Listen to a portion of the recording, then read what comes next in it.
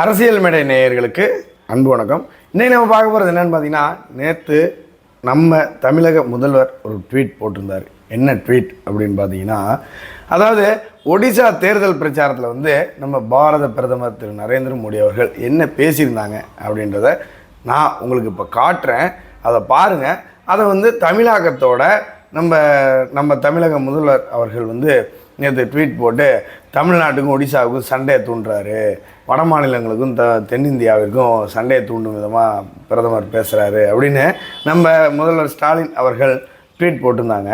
முதல்ல நம்ம பாரத பிரதமர் என்ன பேசினாங்க அப்படின்றத நீங்கள் பார்த்துட்டு வாங்க. लेकिन बीजेडी सरकार को उड़ीसा की धरोहर की कोई चिंता नहीं है। जगन्नाथ जी के श्री रत्न भंडार को लेकर जो कुछ हो रहा है उससे पूरा उड़ीसा बहुत गुस्से में है। अब लोग कहते हैं कि श्री रत्न भंडार की चाबी तमिलनाडु चली गई है, कहते हैं।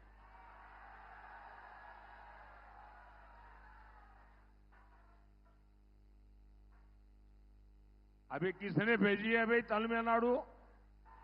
ये तमिलनाडु कौन ले गया है? कौन ले गया है? ऐसे लोगों को माफ करोगे क्या?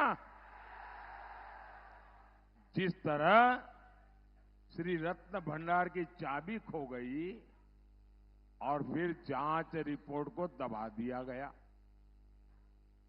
பார்த்தீங்களா, இதில் வந்து நம்ம பிரதமர் என்ன சொல்லியிருக்காரு அப்படின்னு பார்த்தீங்கன்னா, அதாவது ஒடிசா மாநிலத்தில் பூரி ஜெகநாதர் அந்த கோவிலோட கருவூலத்தோட சாவி எங்கே போச்சு, சாவி காணா அப்படின்ற ஒரு பிரச்சனை அங்கே போயிட்டு இருந்தது. முதல்ல வந்து ஒடிசாவில் பிஜு ஜனதாதள் அப்படின்ற கட்சி ஆட்சியில் இருக்குது. நவீன் பட்நாயக் அவர்கள் தான் வந்து அங்கே சீஃப் மினிஸ்டர். வந்து அதாவது வி.கே. பாண்டியன் அவர் யாருன்னு பார்த்தீங்கன்னா தமிழகத்தை சேர்ந்தவர். அந்த வி.கே. பாண்டியன் அவர்கள் என்ன பண்ணுறாங்க அப்படின்னு பார்த்தீங்கன்னா ஐஏஎஸ் அதிகாரி. அவர் வந்து நம்ம முதல்வர் நவீன் பட்நாயக் அவர்களோட ப்ரைவேட் செக்ரட்டரியாக வந்து ஜாயின் பண்ணுறாரு. ஜாயின் பண்ணிவிட்டு லாஸ்ட் இயர் என்ன பண்ணுறாருன்னு பார்த்தீங்கன்னா, அந்த வேலையெல்லாம் ரிசைன் பண்ணிவிட்டு பிஜு ஜனதாதள்லே சேர்ந்துடுறார். ஓகேங்களா. இப்போ வந்து அவர் கவர்மெண்ட் ஸ்டாஃபில் இருந்து அரசியல்வாதியாக மாறிட்டார். இப்போது நீங்கள் பிரதமர் வந்து சாவி தமிழ்நாடுக்கு போயிடுச்சு, தமிழ்நாடு கொண்டு போனது யார், அனுப்புனது யார் அப்படின்னு கேட்குறாரு அப்படின்னு நம்ம மாண்புமிகு முதல்வர் சொல்கிறாரு. நான் என்ன சொல்கிறேன் அப்படின்னு பார்த்தீங்கன்னா, ஒரு அரசு அதிகாரியை விமர்சனம் பண்ணாதான் அந்த மாதிரி நீங்கள் சொல்லலாம். இப்போ வந்து அவர் அந்த வி.கே. பாண்டியன் வந்து அரசு அதிகாரியிலேருந்து அரசியல்வாதியாக போயிட்டார். அரசியல்வாதி பொது வாழ்க்கைக்கு வந்துட்டாலே விமர்சனங்களுக்கு உட்பட்டவர்கள் தான். இப்போ அண்ணாமலை அவர்களை நீங்கள் பண்ணாத விமர்சனமா, அந்த மாதிரி அரசு அதிகாரியிலேருந்து அரசியல்வாதியாக வந்துட்டாங்க. இப்போ அவரை வந்து விமர்சனம் பண்ணுறாரு. அதாவது அந்த வி.கே. பாண்டியன் வந்து பிஜு ஜனதாதளில் இருக்கார். அவர் வச்சது தான் சட்டம். அங்கே பிஜு ஜனதாதளில் அமைச்சராக இருக்கட்டும், கவுன்சிலராக இருக்கட்டும், யாராக இருந்தாலும் சிஎம்மாக பார்க்க முடியாது. வி.கே. பாண்டியன் அவர்கள் வைத்தது தான் அங்கே சட்டம். ஒடிசா மக்கள் என்ன நினைக்கிறாங்க அப்படின்னு பார்த்தீங்கன்னா, இவர் யார், அதாவது லோக்கல் பாலிடிக்ஸ் இருக்கும்ல, இவர் யார் தமிழ்நாட்டிலேருந்து இங்கே வந்து அதிகாரம் பண்ணிகிட்டு இருக்காரு நம்மளை அப்படின்னு நிறைய லோக்கல் பாலிடிக்ஸ் போயிட்டுருக்கு. அதை விமர்சனம் பண்ணி நம்ம பிரதமர் அதை ஒரு டிப்ஸாக வச்சு ஒரு பாயிண்ட்டாக வச்சு பேசிட்டார். இதை உடனே வந்து சண்டையை தூண்டுறாரு, குரோதத்தை தூண்டுறாரு, கலவரத்தை தூண்டுறாரு. என்னங்க, இப்போ நான் ஒரு வீடியோ போடுறேன், அதை பார்த்துட்டு வாங்க. அதாவது நம்ம தமிழ்நாட்டில் அங்கேனாச்சும் ஒரு அரசியல்வாதியாக இருக்கார் அவர். ஓகேங்களா. ஒரு ஆளுங்கட்சியோட ஒரு முக்கியமான இடத்துல இருக்கார், சிஎம்மோட நெருக்கமானவர். எந்த ஒரு பர்மிஷன் கொடுக்குறதா இருக்கட்டும், ஒரு ஃபைல்ஸில் கையெழுத்து போடுறதா இருக்கட்டும், சிஎம்க்கு பதிலாக இந்த வி.கே. பாண்டியன் போடுறார். ஓகேங்களா. அந்த இடத்துல உட்கார வச்சுருக்காங்க. ஆனால் இங்கே நம்ம தமிழ்நாட்டில் சாதாரணமாக திருப்பூரில் ஒரு தொழிலாளருங்க பனியன் கம்பெனியில் வேலை செய்கிறாங்க, வட மாநிலத்தவர்கள். அவங்களுக்கு இந்த ஆகாவளி போகாவளி கட்சியெலாம் என்னென்ன குரல் கொடுத்தாங்கன்னு உங்களுக்கே தெரியும். அதில் ஒரு வீடியோ நான் போடுறேன், பார்த்துட்டு வாங்க. தெரிச்சு ஓடுவான் இந்திக்கார பையெல்லாம், அவனே பெட்டி கட்டி ஜலோ ஜலோ அவனே போயிட்டு இருப்பான். எத்தனை பேரை எங்க தூக்கி பச்சு வெளுக்கிறேன்னு தெரியாது. ஒரே வாரத்தில் பெட்டியை கட்டிடுவான். கஞ்சா வச்சிருந்தான் போடுறா, அவின் வச்சிருந்தான் போடுறா, பொண்ணை கைப்பிடிச்சு கற்பழிப்பு போடுறா, அங்கே ஒரு பாலியல் தொல்லை போடுறா, ஒரு 1000 பேரை தூக்கி உள்ள போட்டு அவனுக்கு சோறு போடாத, உள்ள வச்சு பிச்சு விட்டேன்னு வச்சுக்க.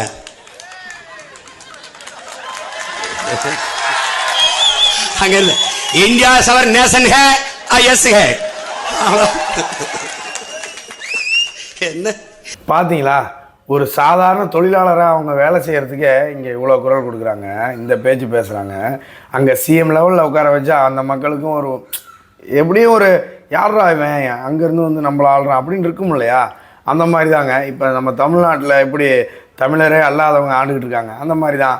அதுக்கப்புறம் பார்த்தீங்கன்னா, அதாவது இப்போ நம்மளோட கேள்வி என்னன்னு பார்த்தீங்கன்னா, அந்த ஜெகநாதர் கோயிலின் கருவூலத்தோட சாவி தொலைஞ்சு போச்சான். எப்படி ஆளுங்கட்சிக்கு தெரியாமல் தொலைஞ்சு போயிடுமா? அப்படி தொலைஞ்சு போச்சுன்னா யார் காரணம்? அதுக்கு அதை கண்டுபிடிக்க வேண்டாமா? ஆளுங்கட்சியோட வேலை அல்லவா அது? இல்லை தமிழ்நாட்டுக்கு அனுப்பியிருக்காங்க அப்படின்னு பிரதமர் சொல்கிறாரு. அப்படி அனுப்பியிருந்தாங்கன்னா யார் மூலிமா வந்தது? தமிழ்நாட்டுக்கு அந்த சாவி எதுக்கு வந்தது? தமிழ்நாட்டுக்கு வர காரணம் என்ன? அந்த கருவூலத்தை பூட்டியே வச்சிருக்கிறதுக்கு காரணம் என்ன? இவ்வளோ கேள்விகள் எழும்புது. ஓகேங்களா? இது வந்து திட்டமிட்டு பண்ணியிருக்காங்க அப்படின்னு நம்ம அண்ணாமலை அவர்களும் சொல்லியிருந்தாங்க. இதற்கு நேற்று அண்ணாமலை அவர்கள் ஒரு தெளிவான விளக்கத்தை கொடுத்திருந்தாங்க. அந்த காணொலி உங்களுக்கு போடுறேன், நல்லா கேட்டுவாங்க.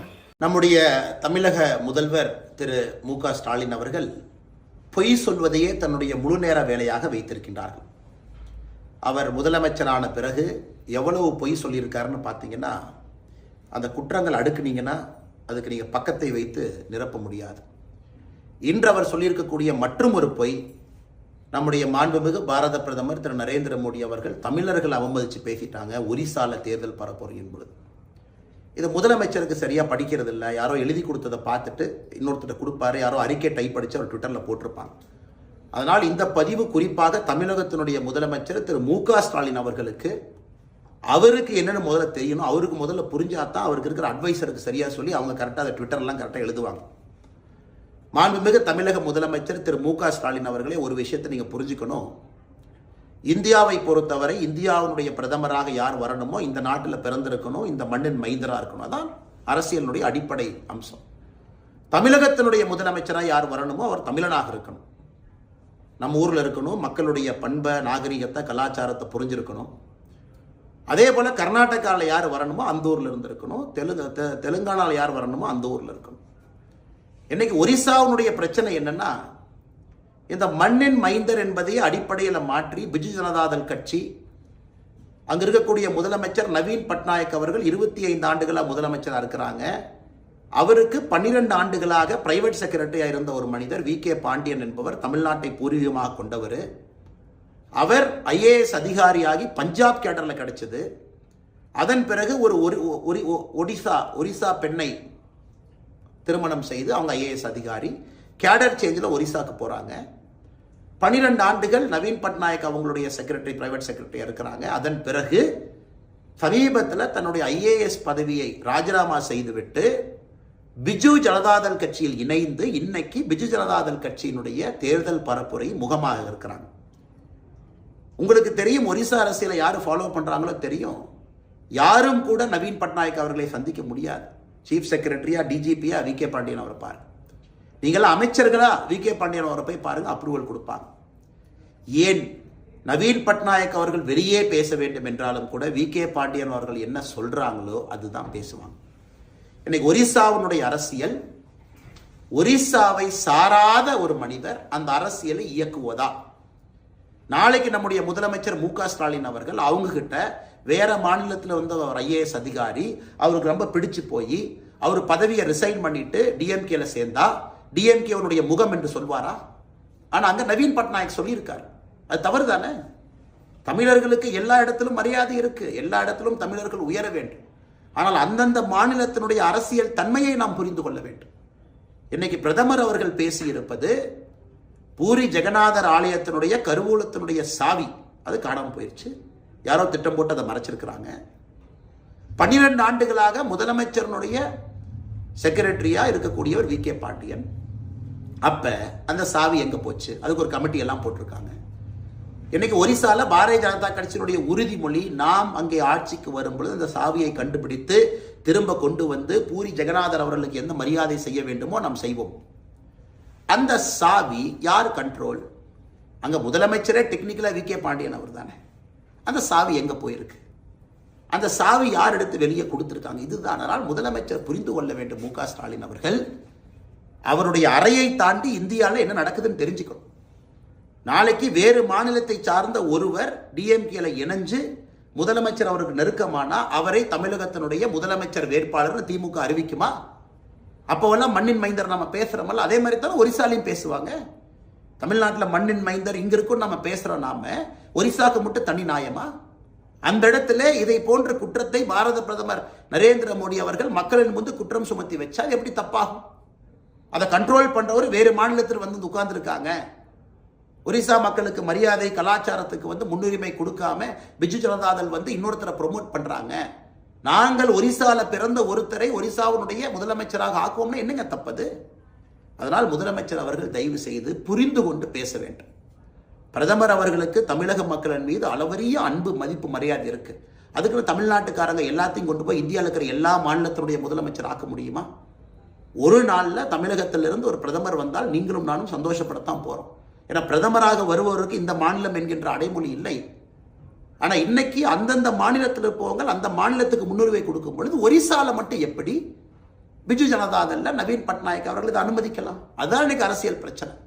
அதனால் மாண்புமிகு முதலமைச்சர் அவர்களே, நீங்கள் பொய் சொல்வதை தயவு செஞ்சு மறுபடியும் நிறுத்திக்கணும். உங்களுக்கு கும்முடி பூண்டியை தாண்டி அரசியல் இல்லை என்பது தெரியும். அப்படி இருக்கும் பொழுது பிரதமரின் மீது இது போன்ற பழி சொல்லை சுமத்துவது இது வன்மையாக கண்டிக்கத்தக்கது மட்டுமல்ல, இது ஆரோக்கியமான செயலும் கூட இல்லை. மாண்புமிகு முதலமைச்சர் அவர்களே, இது மூலமாக நம்முடைய தமிழக மக்களுக்கும் கூட முதலமைச்சருடைய பொய்யை எங்களுடைய முகநூல் பக்கத்தின் மூலமாக சொல்வதற்கு நாங்கள் கடமைப்பட்டிருக்கின்றோம். நன்றி, வணக்கம். இவ்வளவுதாங்க மேட்ரு.